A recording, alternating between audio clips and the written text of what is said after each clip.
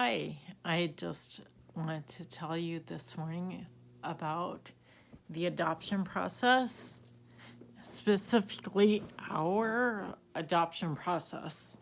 And I hope it will be informative if you're looking into it and encouraging if you're in the middle of it, because it can be and probably will be at some point really discouraging.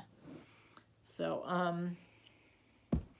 and this is just on my mind right now because our son will be a year on Wednesday. So it's just making me think back on the process and how very up and down it was, and roller coaster and convoluted, but that's the norm, apparently. It's what I heard. It's like every adoption story is different. First things are going this way, and then a sharp turn this way, and then it was just, well, maybe, we don't know. And then it looked like definitely this way, and then it just looked like nothing was happening, and it can make you crazy and super emotional. But anyhow, so we, did our home study. We talked to some lawyers first who told us basically it's pretty much like a popularity contest.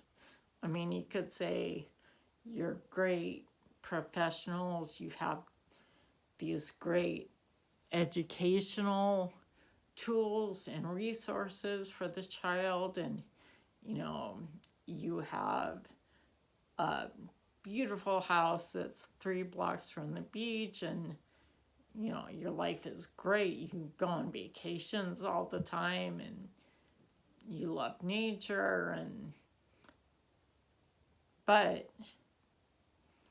it could come down to something as silly and insignificant as having a dog that reminds the birth mom of a dog she had in her youth, and she'll say, oh, I want this couple. And so nothing else matters, whether it's you have this great mansion by the beach or whether you live in a shack in the middle of the desert.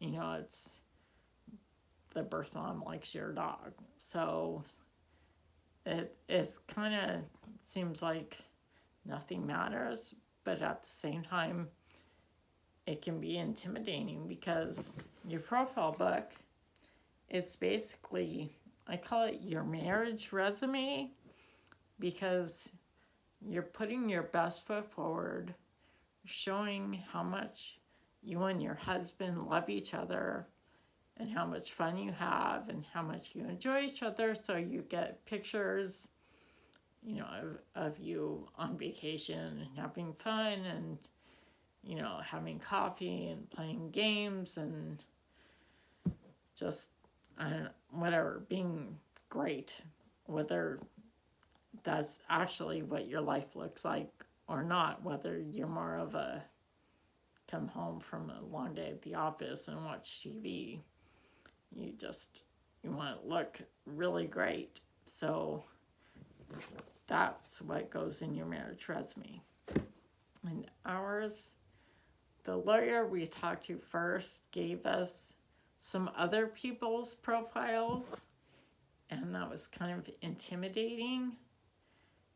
Jay, my husband, was a little intimidated because one of the profiles, the husband, there's a picture of him standing on a stage receiving an award for this charity work he had done. And that's, how do you compete with that?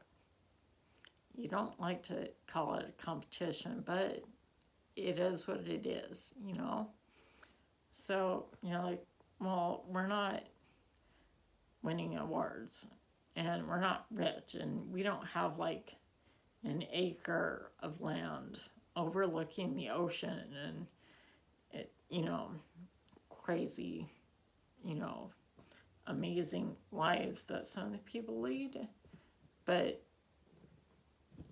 and for me, I was more intimidated by age. And I was like, oh, gosh, what if the birth mother wants to meet me and just see some gray hairs or the wrinkles or sun damage. So I was, really vigilant about, okay, every day after I shower, I have to make sure to moisturize, and I have to make sure to wear hats for sun protection all the time, and sunblock, and just in case. So what happened, all these things happened. It was a crazy journey. Like I said, ups and downs, and downs, I would think this is never going to happen. Nothing's ever going to happen. Ups, I would think, okay, it's going to happen, let's paint the nursery. And then downs, nothing's going to happen, forget it, let's not do anything. And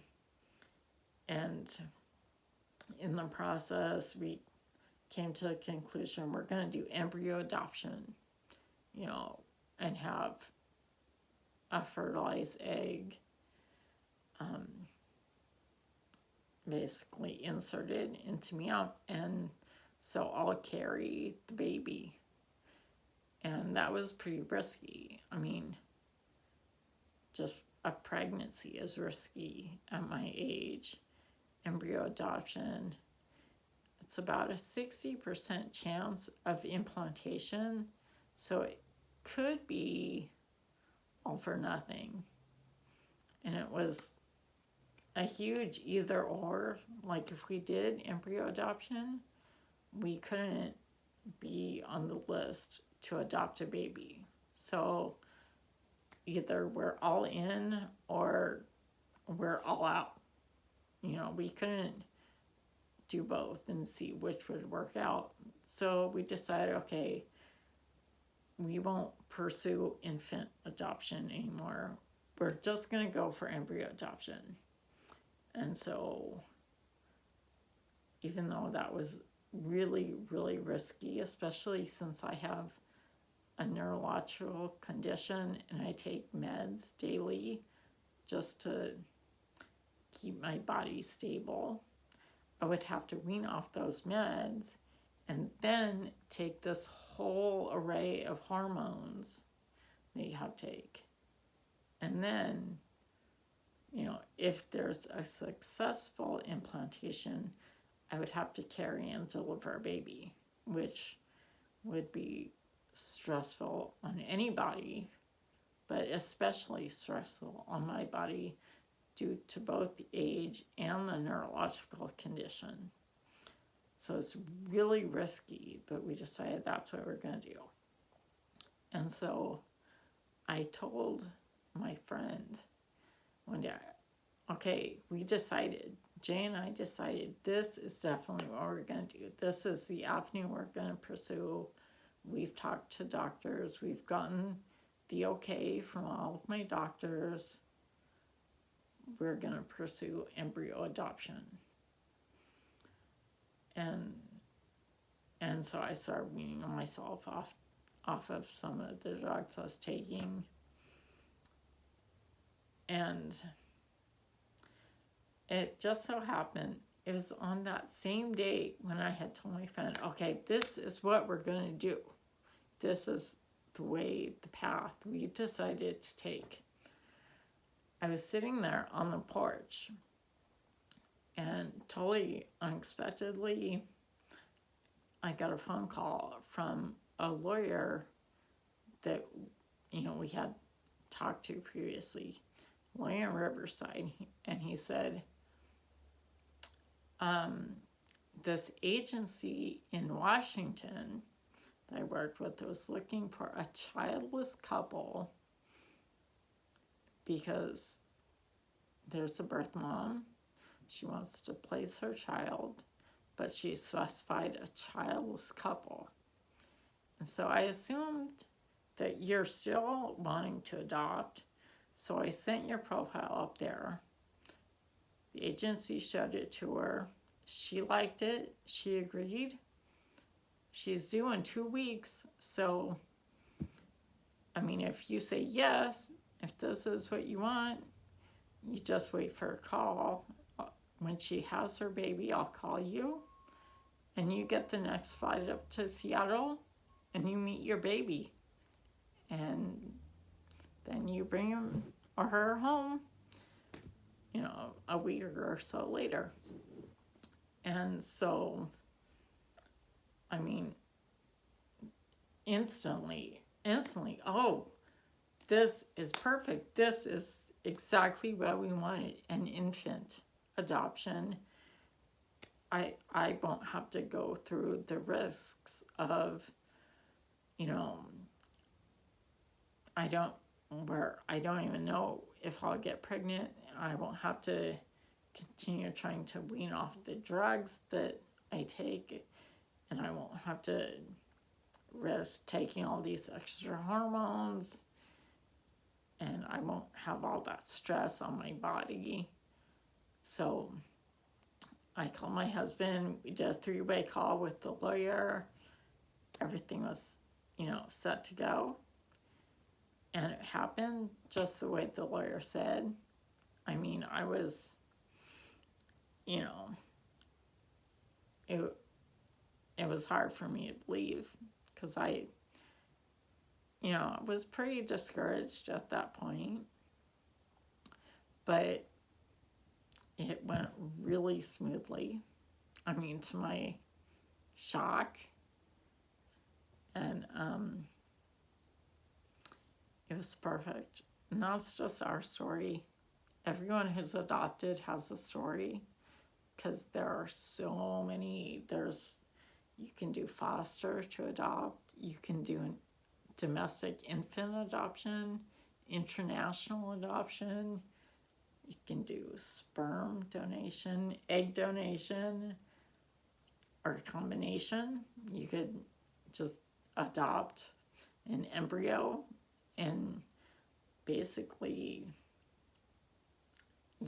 you give birth to the child you adopted. It's very strange. Theoretically, if I adopted an embryo from an African American couple, I could give birth to an African American baby. Surprise! But it worked out that we were able to adopt a baby from Seattle. And that's our story. And it's been wonderful. It's been such a blessing, and totally see God's hand in all of it, in the timing, because looking back, the birth mother was in the early stages of her pregnancy when we were just starting the home study process. So it's really, really neat to think about, and just a proof of God's faithfulness. So that's our story, and I hope to hear yours. Bye.